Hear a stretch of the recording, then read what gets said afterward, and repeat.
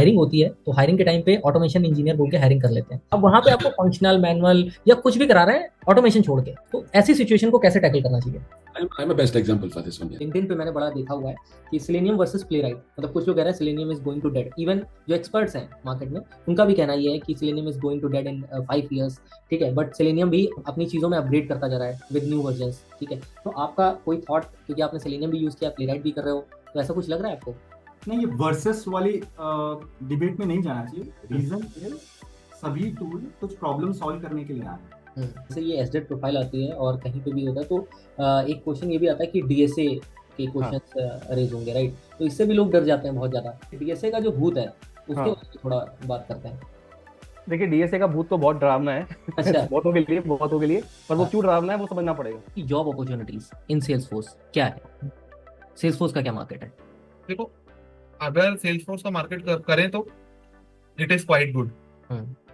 मतलब अगर हम उसके रेवेन्यू के अकॉर्डिंग देखें तो वो $1 बिलियन मार्केट ऑलरेडी है, वो कहीं नहीं जाने वाली।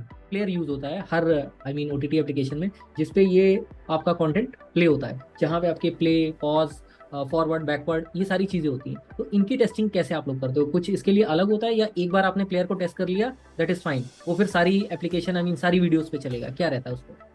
नहीं नहीं, ऐसा नहीं होता है कि अलग अलग प्लेटफॉर्म के लिए अलग अलग प्लेयर यूज होते हैं। निखिल, आपने जैसे बेटर बग में कहा आपने एआई भी इंटीग्रेट किया हुआ है, right? Just to enhance the performance, right? इसमें आपने कुछ एलएलएम मॉडल्स की भी बात करी। तो इस पर्टिकुलर प्रोडक्ट में जो आप बना रहे हो बेटर बग्स, इसमें कौन सा मॉडल यूज कर रहे हैं? कोई कस्टम यूज कर रहे हो आप या अवेलेबल है उन्हें रीयूज कर रहे हो? राइट, तो हमने एआई 2 जगह पे यूज किया है। क्यूए कम्युनिटी में या जो भी टीम्स हैं जो ऐसी कॉन्फ्रेंसेस को पार्टिसिपेट करना चाहती हैं बट समहाउ नहीं कर पा रही हैं जिस भी रीजन से, तो आपका क्या उनको एक सजेशन होगा कि करना चाहिए, क्यों करना चाहिए? इस तरीके से आपका क्या थॉट है उस पर? तो एक तो आपने इसके जस्ट पहले बताया भी कि भाई एक तो एज ए स्पीकर अगर आप पार्टिसिपेट करते हो तो अगर सिलेक्ट नहीं भी हुए तो experience itself is amazing. Okay, जैसे इंडिया में वर्क लाइफ बैलेंस को लेके बड़े डिबेट होते हैं, राइट? सो मिडिल ईस्ट में कैसा है वर्क लाइफ बैलेंस? मैं डिसअपॉइंट नहीं करना चाहता लोगों को, बट मिडिल ईस्ट में work life balance is not that great either. Just a Dave can do QA work, इस पे आपको क्या लगता है?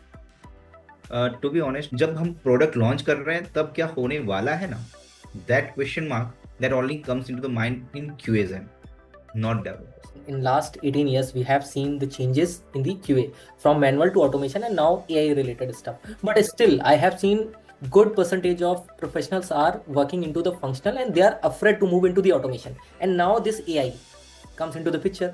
So how exactly they will move further into their career, or what advice you will give them? Yeah, as a QA, I would say we have engineers and we have already choose that we have to always upgrade ourselves because we are the main person for the innovation.